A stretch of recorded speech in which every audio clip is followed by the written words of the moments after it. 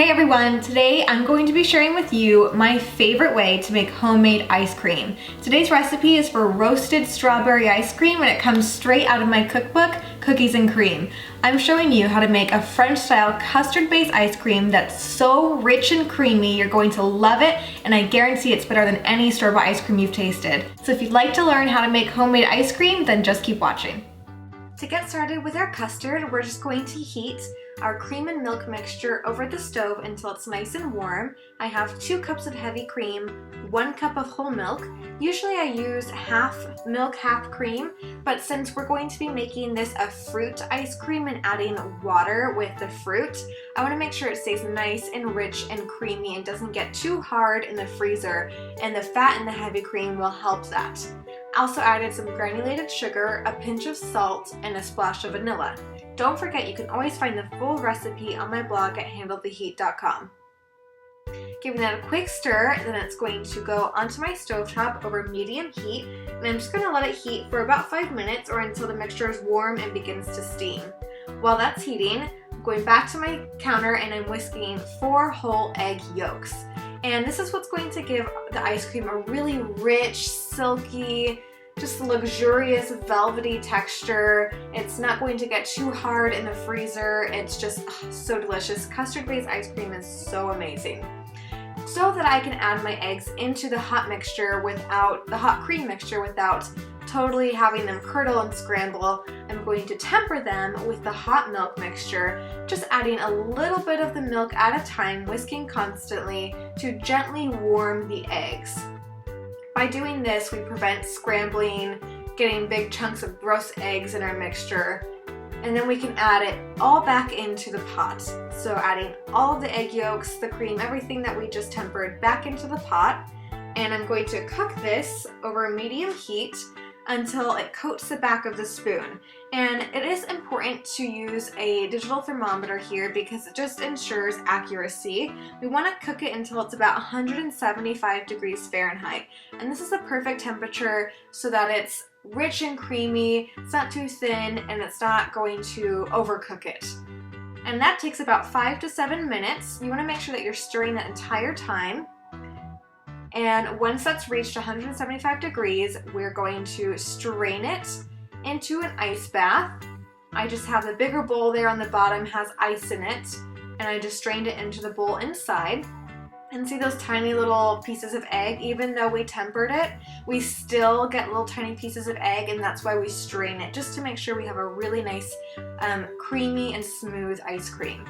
Stirring while in the ice bath helps us cool down quicker. You want to let it cool until room temperature, then cover it with plastic wrap. I'm going to press the plastic wrap against the surface and then pop it in the fridge for at least 4 hours.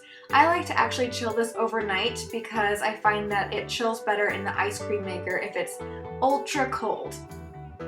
So while that's chilling, we have some time to make the strawberry mix. This is going to be a roasted strawberry ice cream, and so let's get started roasting our strawberries. I have 1 pint of strawberries here. I actually had to double this batch because I dropped an entire container of strawberries on the floor and my dog ate half of them.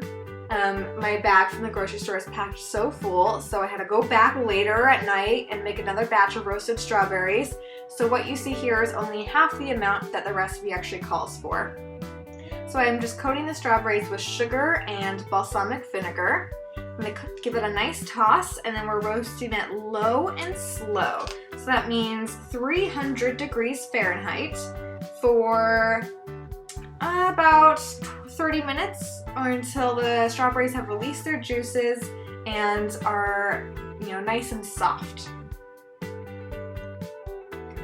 Once they come out of the oven, they should look something like this, and it kind of makes its own syrup, which is just perfect to go into ice cream.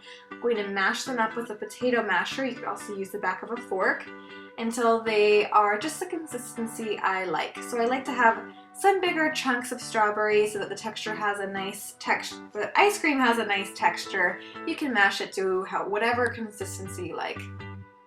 Okay, so I have my KitchenAid ice cream attachment.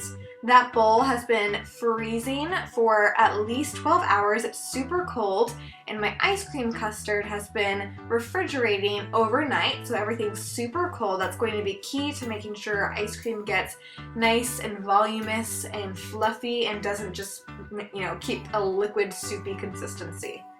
So after about 25 minutes, my ice cream is almost done. As you can see, it's thickened up quite a bit. I'm going to add in the roasted strawberry mixture a little bit at a time. And you want to do this during the last minutes of churning because that way you can maintain the integrity of the texture of the strawberries. Also adding in a tablespoon of vodka.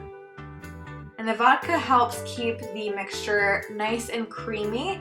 The strawberries have a lot of water content and you don't want them to turn icy inside your ice cream, so the vodka will help prevent that from happening. Just transferring the ice cream to a container and press plastic wrap against the surface of the ice cream so it doesn't turn icy. Let it sit in the freezer for a few hours or until the flavor is ripened and the texture has firmed. I just pulled our roasted strawberry ice cream out of the freezer. It's still super creamy. That's thanks to the extra dose of heavy cream and the little splash of vodka we added. Did you guys like this video? If you did, please share it with your friends, give it a thumbs up, and leave me a comment below. Thank you so much for watching, and I'll see you next Wednesday for another food video.